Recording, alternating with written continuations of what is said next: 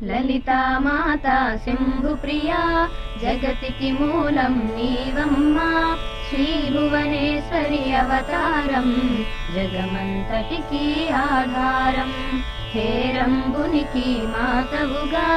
హరిహరాదులౌ సేవింప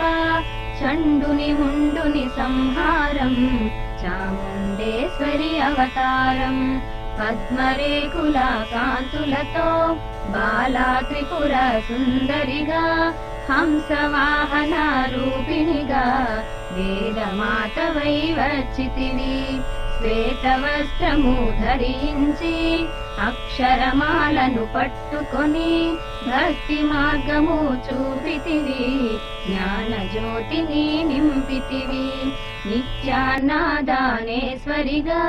కాశీపురమున కొలువుండా ఆది భిక్షువై